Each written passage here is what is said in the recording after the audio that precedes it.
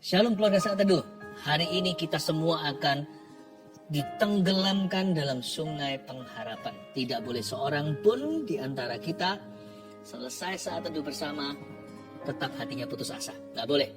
Tidak satu pun akan menanggung stres sendirian.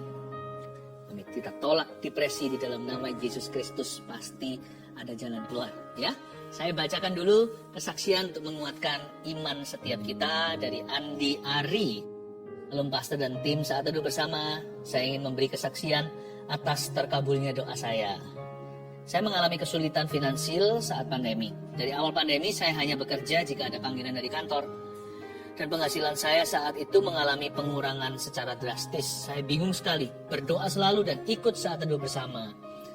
Pada Saat Teduh bersama, pastor di akhir acara Saat Teduh bersama mengatakan, jangan takut, sebentar lagi Tuhan akan mengangkatmu. Dan sebentar lagi giliranmu untuk diangkat oleh Tuhan. Saya imani itu akan terjadi atas saya dan puji Tuhan di awal bulan Januari, tempat di mana saya kerja juga mulai memanggil saya untuk bekerja full time lagi seperti biasanya. Dan yang lebih mengejutkan lagi, saya diberikan jabatan baru serta diberikan kenaikan gaji. Haleluya, terima kasih Tuhan. Wow, puji Tuhan, selamat ya. Dan biarkan semakin dekat sama Tuhan ketika hidupnya tambah diberkati. Lisna dari Jakarta. Shalom Pastor Philip, saya sering mengikuti Saat Teduh bersama setiap Rabu dan Sabtu dan merasa tenang mendengarkan firman yang dibawakan Pastor Philip. Pada bulan Desember tahun lalu saya ikut Saat Teduh di mana pastor mendoakan orang yang rumahnya udah lama mau dijual, tapi belum laku juga. Saya sangat merasakan kalau kata-kata Pastor Philip itu memang tertuju untuk saya. Saya berdoa meminta kepada Tuhan agar rumah kami yang sudah 5 tahun belum juga laku supaya terjual. Saya aminkan doa tersebut. Pada awal Januari saat saya dan suami selesai beribadah, suami mendapat telepon ada orang yang ingin melihat rumah kami. Dan dia mau membelinya. Sekarang rumah kami sudah laku terjual. Semua proses dilancarkan oleh Tuhan hanya dalam 1 bulan. Terima kasih Tuhan. Terima kasih Pastor Philip. Haleluya. Puji Tuhan. Diana. Shalom, nama saya Diana. Adik saya bernama Ratna. Pada tanggal 17 Januari 2022, Ratna terkena HNP atau syaraf terjepit. Dari MRI terlihat ada bagian bantalan tulang yang terlepas dan jatuh menekan syaraf sehingga menyebabkan sakit. Dokter mengatakan sulit untuk mencari di mana bagian bantalan tulang itu berada sehingga operasi yang akan dilakukan nanti akan sangat sulit. Saya berdoa agar Tuhan Yesus menolong hingga dokter bisa melihat dan menemukan bagian bantalan tulang itu. Tanggal 19 Januari 2002 saya ikut Saat Teduh bersama dengan judul Damai Seperti Sungai, di mana Pastor Philip sebutkan ada satu bagian badan yang hilang namun sekarang ditemukan. Saya mengamini bahwa itu adalah bagian bantalan tulang yang sedang dicari. Tanggal 22 Januari 2022, saya ke rumah sakit untuk menengok Ratna. Dokter katakan dia melihat di MRI-nya dan sekarang bisa melihat di mana letak bagian bantalan tulang itu.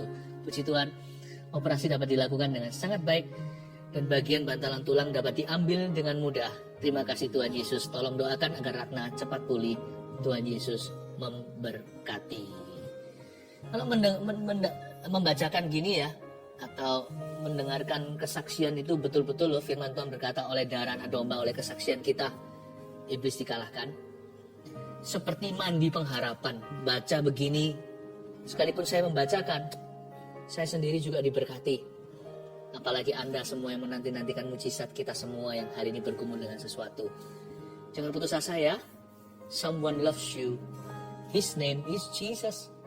Ada yang sangat mengasihimu. Namanya Yesus. Setelah dia, kami juga mengasihi Anda. You're not alone. Mari pasang pengharapan lagi di hatimu yang sudah hilang. Saya tahu Tuhan menunggu kita. So, tidak ada seperti Tuhan di bumi maupun di sorga. Dia menunggu. Mari kita sama-sama menghampirinya. Semua yang benar, semua yang mulia, semua yang adil dan suci, semua yang manis dan sedap didengar, semua kebajikan yang patut dipuji.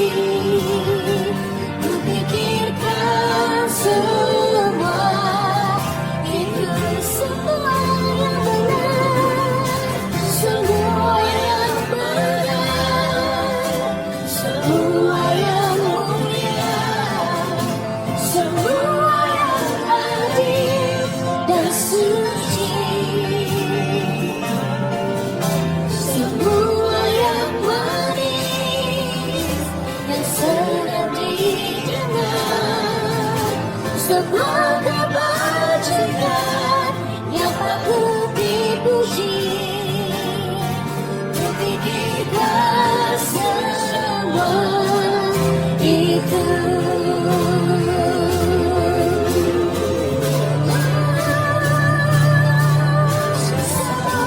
yang benar, semua yang mulia, semua yang manis dan suci, semua yang manis yang sedap didengar, semua kebajikan yang patut dipuji. Kupikirkan semua itu, kupikirkan semua itu, kupikirkan semua itu.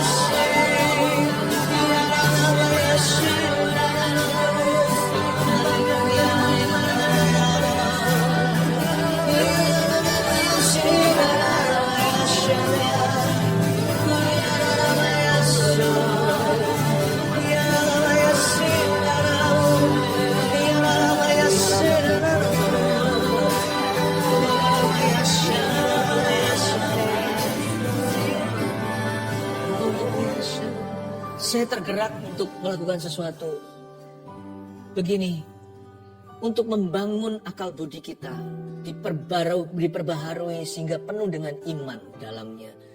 Kita harus mengisinya dengan firman Allah. Tapi untuk membangun manusia roh kita adalah dengan berdoa di dalam Roh Kudus, yakni memuji Tuhan, menyembah, dan doa di dalam bahasa lidah. Waktu kita berbahasa roh, memuji, menyembah seperti tadi, kita membangun manusia roh kita untuk kuat, untuk dipenuhi dengan urapan yang baru, penuh dengan iman, dan akal budi kita siap menerima firman. Kalau Anda belum mendapatkan karunia berbahasa lidah, bukan keharusan tapi kehausan. Tidak membuat kita jadi lebih rohani dari orang lain, tapi sebuah tool diberikan agar kita bisa berdoa secara rahasia dengan kuat kuasa Roh Kudus. Kalau Anda belum menerimanya, Anda kepingin saat ini Anda bisa berdoa. Ikuti saya berdoa, ikuti saya berdoa. Kita akan menyembah lagi. Saya percaya ada urapan. Orang-orang yang putus asa akan diangkat secara supranatural. Menerima sebuah pengurapan, manusia rohnya dibangun dengan kuat kuasa Roh Kudus. Ikuti saya berdoa, katakan begini, Tuhan Yesus, aku rindu berbahasa lidah. Saya butuh karunia ini untuk berdoa, agar manusia rohku dikuatkan saat berdoa dalam Roh Kudus. Penuhi aku sekarang Tuhan. Aku memintanya di dalam nama Yesus. Bapa, curahkan Roh Kudus-Mu dalam nama Yesus. Amin. Angkat tanganmu. Oramaya seara. Hiaraya sunaya searamaya raya raya se.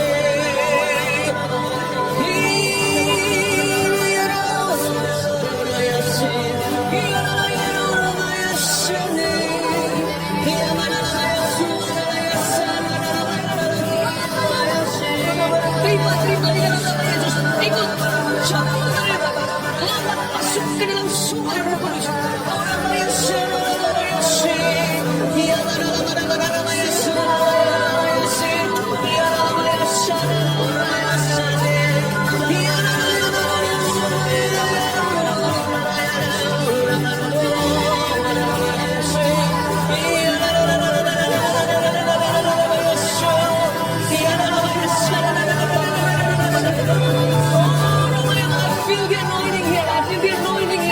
rasakan penggunaan apa yang ada di sini.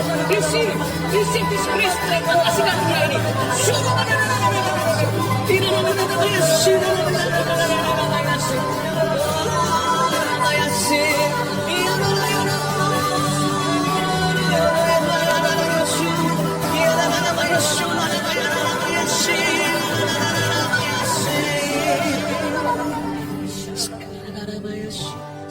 waktunya kita juga menyembah Tuhan dengan akal budi kita.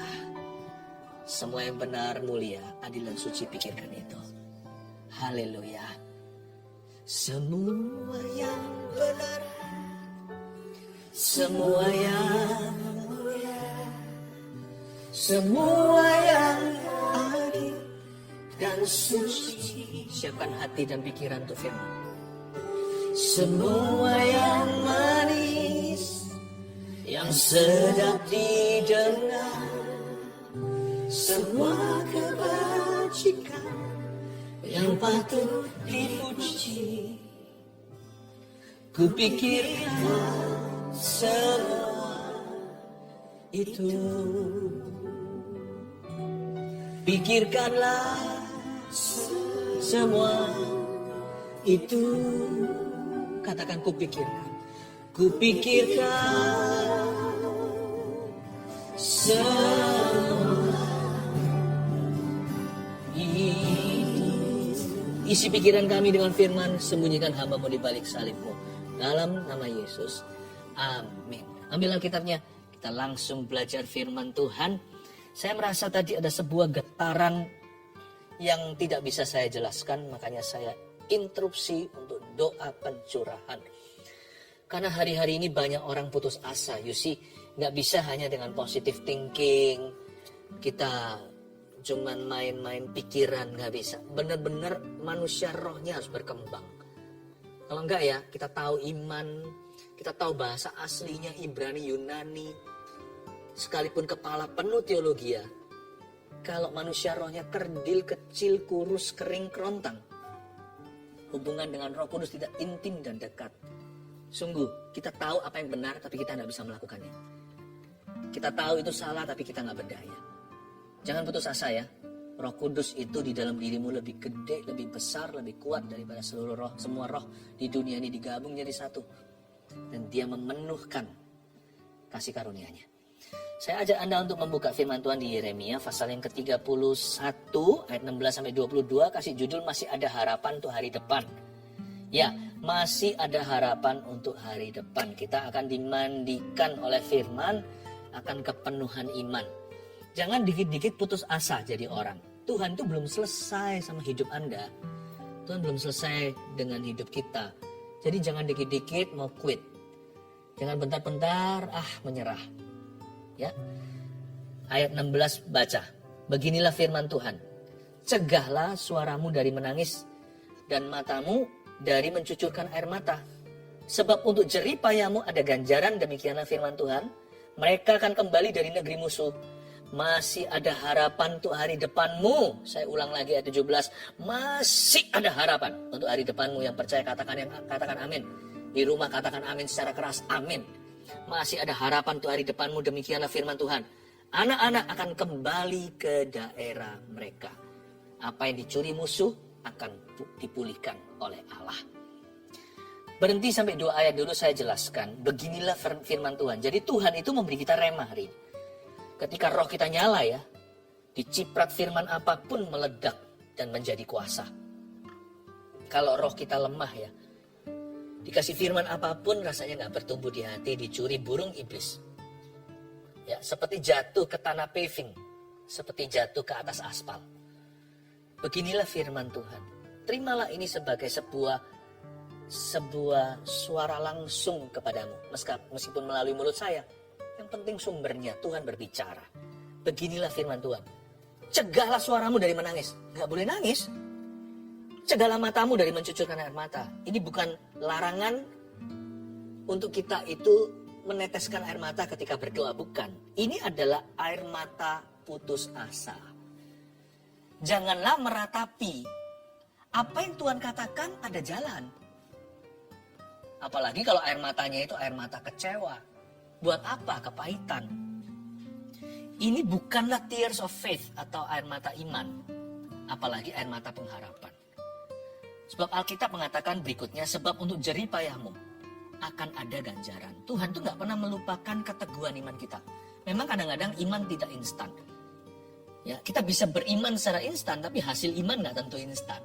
Iman kan kita percaya dulu sebelum melihat. Iman timbul dari pendengaran. Waktu kita mendengarnya, muncul iman.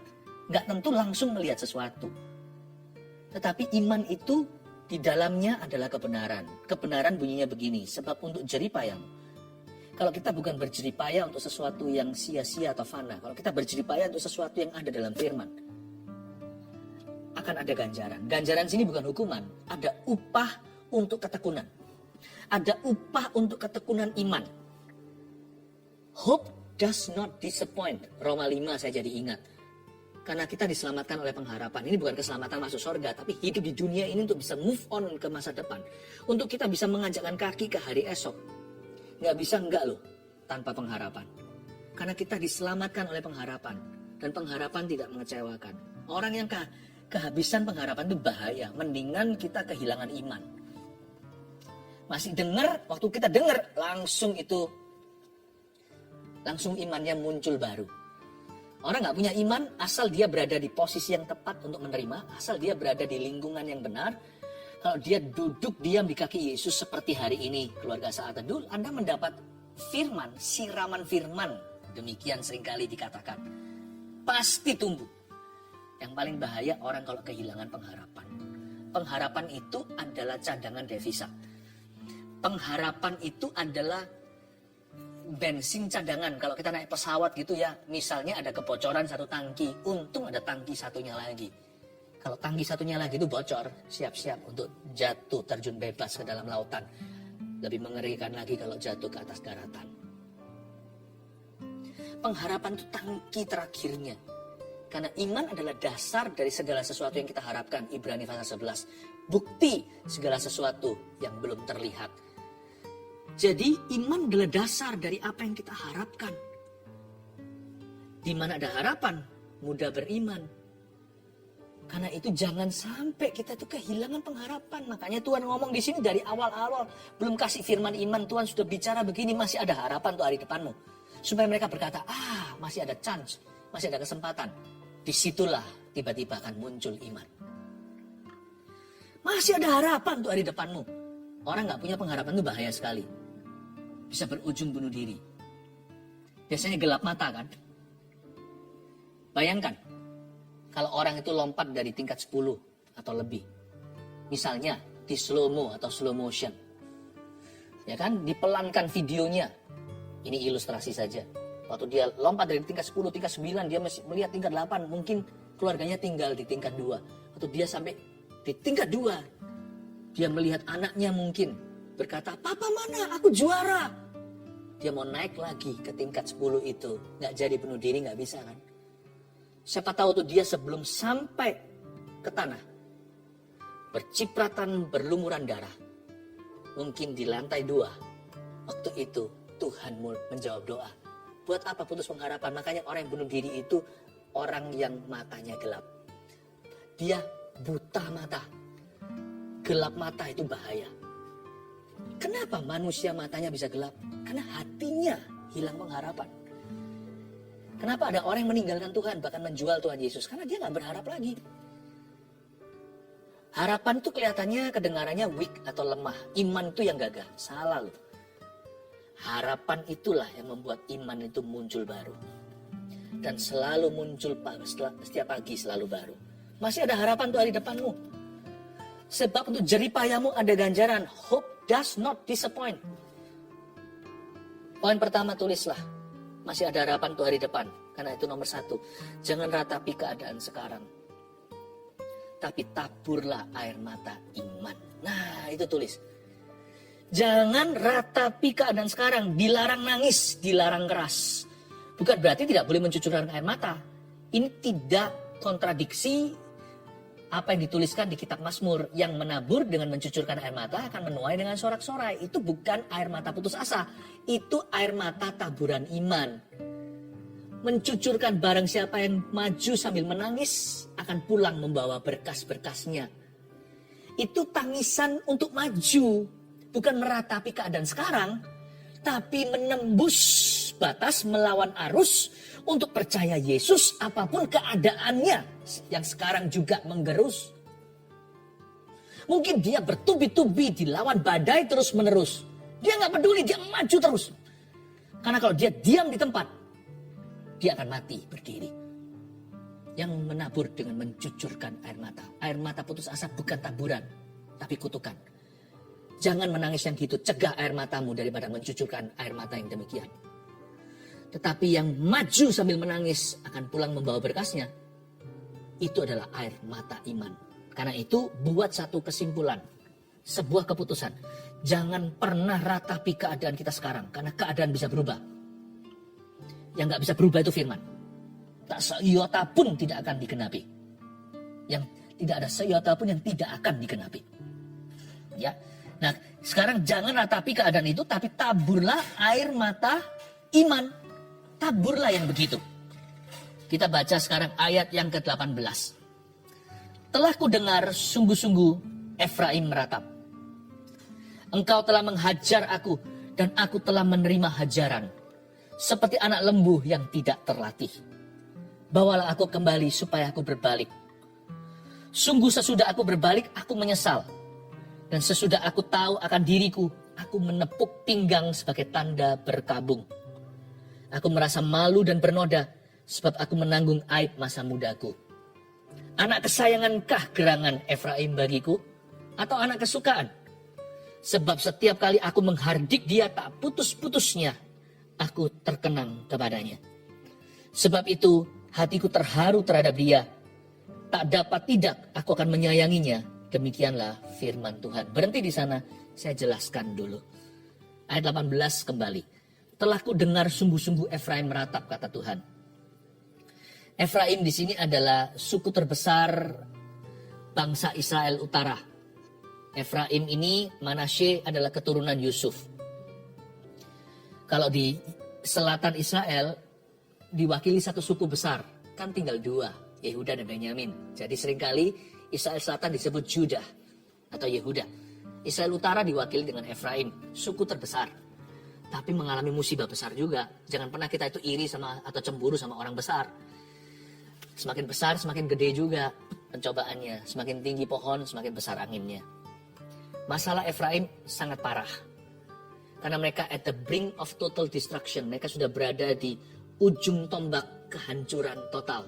Tidak bisa pulih atau beyond repair. Pernahkah Anda punya barang yang sudah gak mungkin bisa diperbaiki? Atau kesehatan yang gak bisa kembali?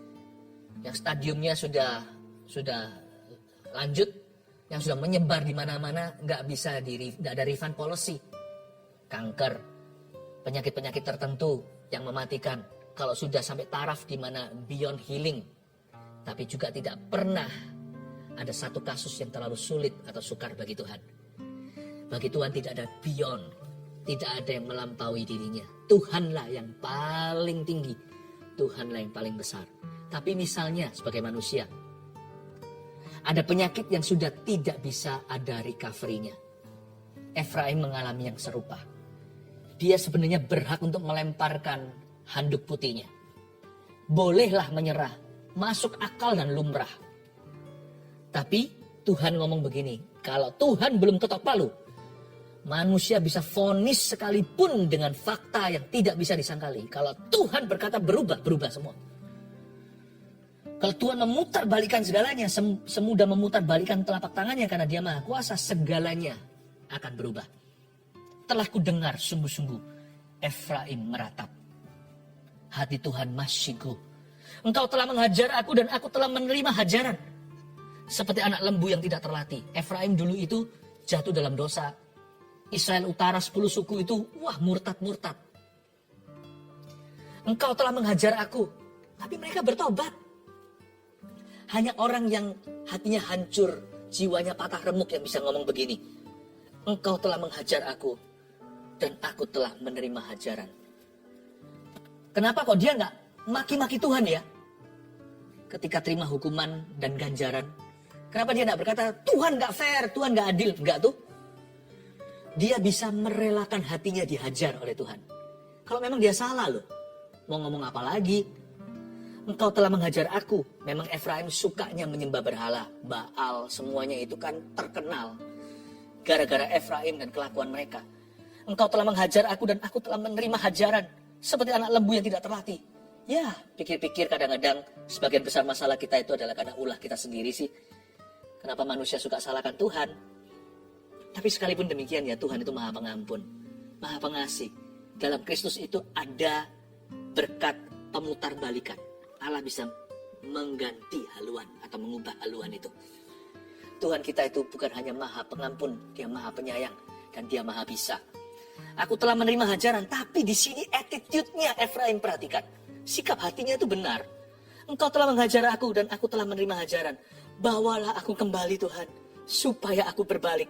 Sebab engkaulah Tuhan Allahku. Poin nomor 2, tulis dulu. Ya, jangan keraskan hati, tapi milikilah sifat yang mudah diajar.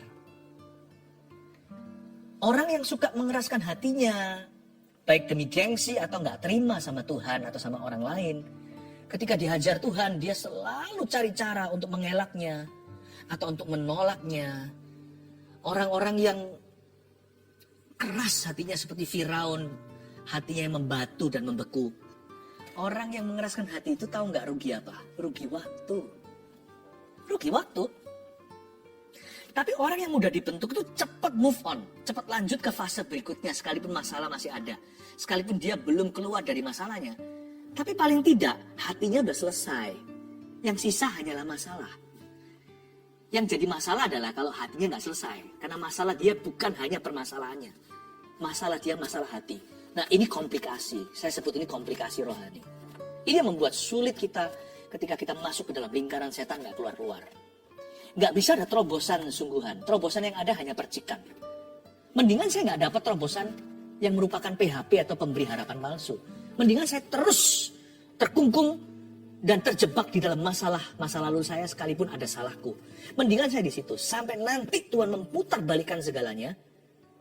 Itu akan menjadi terobosan nyata. Saya nggak mau urusan saya itu terus masalah hati. Asal hatiku udah benar di depan Tuhan. Kalau hatiku mudah dibentuk, maka segera selesai. Saya dengan Tuhan sudah damai. Sisanya yang ada hanyalah keadaan atau circumstance. Enak bagi saya. Hati itu peaceful, sekalipun hidup belum. Kalau hati sudah damai, aku tahu Tuhan sudah pegang kendali. Jadi kalau kelihatan buruk, saya tahu dalam badai ada Tuhan Yesus berjalan di atas air. Daripada begini loh, keadaannya seperti baik-baik, tapi saya gak punya Tuhan. Atau saya jauh dari Roh Kudus. Hati saya gak benar sama Yesus. Saya gak tahu nanti dari mana, sudut mana macan akan menerkam. Tapi kalau saya sudah benar sama Tuhan hatinya, saya sudah aman. Sudah damai dengan diriku dan dengan Tuhanku. Mau macan menerkam saya dari sisi manapun, saya sudah jadi urusannya Tuhan. Saya sudah jadi urusannya Tuhan. Pernah salah sih, tapi sudah diampuni. Udah diampuni Tuhan bukan berarti sudah diampuni manusia loh. Tanggung jawab saya tetap jalan. Tapi saya pasti mendapatkan kebajikan kemurahan. Coba di jus jadi satu itu, di blender. Kebajikan dan kemurahan Mazmur 23. Mungkin suaranya keluarnya begini, keringanan. Bawalah aku kembali katanya, supaya aku berbalik. Bawalah aku kembali itu hati, supaya aku berbalik itu kondisi. Di sini Yesaya mengajarkan, kalau kita sama Tuhan itu jangan pernah keraskan hati. Supaya segera selesai. Bukan masalahnya dulu. Segera selesai hubungannya. Masalah akan menyusul. Cepat lambat. Lebih cepat daripada lambat. Karena Tuhan tidak pernah lambat dalam bekerja. Tuhan tidak pernah berlambat-lambat. Meskipun semua akan indah pada waktunya. God is never too early. Dia tidak pernah terlalu pagi. Tidak pernah terlalu malam juga. Selalu persis rembang hari. Atau tengah hari. Dia akan bekerja di hidupmu. Bawalah aku kembali supaya aku berbalik. Bahwa aku kembali itu hati. Supaya aku berbalik itu keadaan kita. Sungguh sesudah aku berbalik aku menyesal. Kata Efraim. Dan sesudah aku tahu akan diriku. Aku menepuk pinggang sebagai tanda bergabung. Lihat. Orangnya itu lembut. Mudah diajar. Aku merasa malu dan bernoda. Sebab aku menanggung aib masa mudaku. Udah gak ngomel-ngomel lagi. Ayat 20 ya. Coba lihat reaksi Tuhan. Anak kesayangankah gerangan Efraim bagiku? Atau anak kesukaan? Tuhan terharu. Alias hati Tuhan terjamah. Tuhan bilang, aduh nak, andai kamu tahu, Allah sedang merajut sesuatu, tanganku sedang merajut sebuah rencana yang tak terlihat atas hidupmu. Karena Tuhan terharu, sebab setiap kali aku menghardik dia, tak putus-putusnya aku terkenang kepadanya. Sebab itu hatiku terharu terhadap dia, tak dapat tidak aku akan menyayanginya. Demikianlah firman Tuhan. Mendingan saya jadi orang kesayangan Tuhan di penjara, daripada saya jadi orangnya setan di luar sana. Karena Tuhan tahu membebaskan hamba-hambanya. God loves the teachable heart. Allah itu cinta hati yang mudah diajar. Kalau soal memberi, Tuhan itu cinta the cheerful giver, orang yang suka cita waktu memberinya. Tapi kalau bicara tentang kehidupan, God loves the teachable. Tuhan itu cinta dan sayang dan dekat pada orang yang remuk hati. Asal hati mereka mudah dibentuk dan diajar. Please jangan keraskan hati. Percuma, nggak ada gunanya. Rugi waktu ya.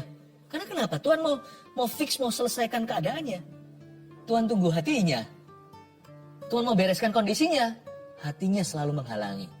Hatinya orang itu bukan hatinya Tuhan Yesus. Daripada komplikasi, saya tahu kalau hatiku beres. Aku sudah ada pada waktunya, tinggal tunggu indah tepat pada waktunya. Ayat 21. Dirikanlah bagimu rambu-rambu jalan. Pasanglah bagimu tanda-tanda jalan. Perhatikanlah jalan raya baik-baik, yakni jalan yang telah kau tempuh. Kembalilah hai anak darah Israel, kembalilah ke kota-kotamu ini. Berapa lama lagi engkau mundur maju hai perempuan, anak perempuan yang tidak taat? Sebab Tuhan menciptakan sesuatu yang baru di negeri, perempuan merangkul laki-laki. Apa itu? Apa ya ini ya? Ayat 21, seperti orang yang mau ujian SIM aja surat izin mengemudi. Dirikanlah bagimu rambu-rambu jalan dan pasanglah bagimu tanda-tanda jalan. Kita disuruh berprinsip dulu dalam kebenaran. Jangan tunggu masalah selesai. Jangan tunggu problema lewat. Jangan tunggu persoalan sudah ditutup. Dirikan dulu rambu-rambu jalan. Berprinsip itu hari ini. Jangan tunggu besok. Jangan tunggu nanti. Kayak orang diet aja ya. Diet itu selalu tomorrow. Tapi kalau kita mau taat sama Tuhan, it's always today. Selalu hari ini. Berprinsiplah kebenaran. Berapa lama lagi ayat 22 engkau mundur dan maju. Jangan pelin-pelan kalau sama Tuhan. Hai anak perempuan yang tidak taat. Pokoknya kalau sama Tuhan itu taat dulu dan taat selalu. Poin nomor 3 catat dulu. Jangan maju mundur sama Tuhan. Tapi yang konsisten dalam ketaatan. Kalau sama Tuhan itu jangan pelin-pelan. Kalau kita belum melihat kondisi kita berubah atau keadaan kita ada terobosan, taat dulu. Gak pernah salah pokoknya, gak pernah salah. Taat itu kebenaran, gak pernah salah. Taat sama firman. Ada gak ada perubahan? Apakah doa ada setitik cerah pengharapan? Seperti Elia, apakah sudah melihat ada segumpal awan setelah 3,5 tahun tidak hujan? Saya tidak usah menunggu tanda di langit untuk menabur sesuatu. Menabur ketaatan itu selalu benar. Berprinsip dulu, dirikan rambu. Always obey first and obey always. Taat dulu dan taat selalu. Jangan maju mundur sama Tuhan. Orang yang maju mundur sama Tuhan itu nggak mari-mari, nggak selesai-selesai. Kayak orang kerja itu bangun-bangun lalu dia lepaskan sendiri. Setelah dia pasang dirakit, dia bongkar lagi. Orang maju mundur itu, orang pelin-pelan, berapa lama lagi kau mundur maju hai anak perempuan yang tidak taat. Itu kayak begitu. Udah hampir nyampe, balik lagi ke titik awal. Frustrasi. Yang frustrasi bukan Tuhan. Nanti lama-lama yang frustrasi adalah orang sekeliling kita. Kok terus-terusan pelin-pelan? Jangan pelin-pelan, pokoknya taati dulu. Yang konsisten gitu dalam ketaatan, menunggu terjadi perubahan. Nggak usah tunggu perubahan terjadi, taat dulu pokoknya. Taat selalu, taat maju. Maju terus dalam ketaatan. Terus taat. Konsisten. Konsisten itu bukan berarti sempurna. Kadang-kadang bisa begini jalannya. Tapi nggak begini. Kalau yang begini itu namanya goncangan. Jangan bergoncang sama Tuhan. Itu jangan geronjalan. Boleh begini aja. Ya geronjalan dikit boleh lah. Jangan goncangan. Ya. Orang konsisten itu begini jalannya. Dia nggak bisa lurus begini terus, hanya Yesus. Tapi kalau yang begini itu bukan orang biasa, itu orang pelin-pelan. Jangan begitu, jangan demikian. Jangan maju mundur sama Tuhan, tapi yang konsisten dalam ketaatan. Karena Anda tahu, masa depan masih ada harapan untuk masa depanmu. Konsisten aja maju. Memang saya belum lihat tuaian, yang saya tuai sekarang buruk. Tapi harusnya kita punya visi dan penglihatan. Bahwa masa depan adalah pengharapan, maka saya harus hari ini menabur ketaatan, ya kan? Karena masih ada harapan tuh hari depan. Jangan ratapi keadaan sekarang. Poin pertama tadi kita review. Tapi taburlah air mata iman. Karena masih ada harapan tuh hari depan. Jangan keraskan hati. Tapi milikilah sifat yang mudah diajar. Supaya cepat maju dan segera melaju dengan Yesus. Karena masa depan itu ada di depan. Dan jelas-jelas Tuhan berkata ada damai sejahtera. Tuhan akan memberkatimu lagi. Begitulah bahasa sederhananya. So jangan keraskan hati. Lain cerita kalau kita sekarang mati, nggak ada sorga, nggak ada neraka, ya sudah keraskan hati. Apalagi kalau kita tahu ada sorga, jangan keraskan hatimu. Masa kita mau jauh? Masa kita dengan Tuhan mau jauh? Karena masa depan kita itu penuh pengharapan, masih ada harapan. Bagi masa depan kita, untuk hari esok kita itu ada Tuhan. Jangan keraskan hati. Karena kita perlu Tuhan di depan sana. Tapi miliki hati yang mudah diajar. Supaya segera dibawa Tuhan masuk ke level berikutnya. Supaya Tuhan itu gak ngomongnya melulu pertobatan sama kita. Bisa bicara hal-hal lain. Atau bicara kepada perkara-perkara berikutnya yang ada di dalam pikiran dan hatinya. Nantikan pewahyuan Allah. Pewahyuan Tuhan itu ada. Karena masa depan kita itu masih ada harapan untuk hari depan kita. Jangan maju mundur ya. Yang konsisten dalam kesaatan. Tabur terus. I have a future. Yes, I have a hopeful future. Aku masih punya masa depan dalam Tuhan. Saya kasih kalimat yang terakhir tadi di sini saya jelaskan. Saya jelaskan mungkin supaya jangan sampai ada yang kebingungan. Sebab Tuhan menciptakan sesuatu yang baru di negeri ayat 22b. Perempuan merangkul laki-laki. Kata merangkul laki-laki, perempuan merangkul laki-laki ini bukan rangkul gini. Menggendong. Ini perempuan kuat sekali kalau secara fisik. Wanita memang lebih lemah. Gak sekuat pria tenaganya. Ayat ini ilustrasi untuk menunjukkan ketika engkau taat, kau akan kuat. Kan disebut dari tadi, Israel seperti putri Sion, dilambangkan sebagai wanita. Demikian pula gereja Tuhan seperti mempelai perempuan. Kita ini yang lemah, tapi waktu kita semakin taat sama Tuhan, menabur yang benar, we will get stronger to the point pada saat titik di mana kita bisa menjadi lebih kuat daripada orang-orang yang seperti seolah-olah di luar sana itu mereka semua tabah. Kita itu merasa paling lemah, tapi kalau kita taat pada firman Allah, nanti akan berubah. Kita yang menguatkan mereka. Aneh ya, nanti yang menguatkan orang lain adalah orang yang dalam masalah. Yang mendoakan, yang menabur dengan mencucurkan air mata untuk kebangunan rohani adalah orang-orang yang dihimpit oleh problema. God will make you stronger. Anehnya begini, mitosnya bilang begini, mana bisa aku taat? Kan aku lemah. Aku tunggu kuat dulu baru bisa taat sama Tuhan. Salah. Justru kalau Anda lemah, taatlah. Anda akan semakin kuat. Telur ayam mana dulu kalau menurut penciptaan hewan yang diciptakan Allah? Ayam dulu. Taat dulu. Baru kuat kemudian. Jangan tunggu kuat dulu baru taat. Waktu Anda menabur dalam ketaatan. Kok jadi kuat ya?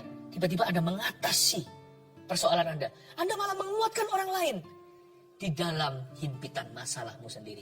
Lalu ketika miracle happen, suatu mujizat terjadi, orang lain ditolong, seperti Yusuf menolong juru ini, juru itu, tukang roti, ya, mengartikan mimpi, tukang minum di dalam penjara. Tapi dia sendiri belum keluar. Tapi orang lain diberkati, orang lain mengalami penggenapan firman, tapi waktu dia sendiri akhirnya dilawat Tuhan, kemuliaan Tuhan penuh dalam hidupnya. Karena dia tidak menunggu agar dia sendiri penuh untuk dia memberkati orang lain dulu. Tahu nggak? Nggak tentu lakonnya itu nanti yang akan terlebih dahulu ditolong sama Tuhan. Tapi lakon menang belakang. Ketika dia diangkat, seluruh dunianya diangkat bersama dengan dia. Yusuf jadi pemerintah. Saya izinkan saya mengatakan kepada Anda, orang yang merasa diri lemah iman, justru harus taat sama Tuhan. Taat sama firman. Semakin kau taat, semakin kuat. Sebab Tuhan akan menciptakan ini, sebuah fenomena nanti di hidupmu. Perempuan menggendong laki-laki. You'll be stronger than your strong friends. Anda lebih kuat daripada orang-orang yang selama ini di mata Anda kuat. Poin 1, 2, 3 dicatat. Ingat, kalimat ini adalah rema buat kita. Masih ada harapan untuk hari depanmu. Dear keluarga saat teduh. Haleluya, mari serahkan hidup kita kepadanya sekali lagi.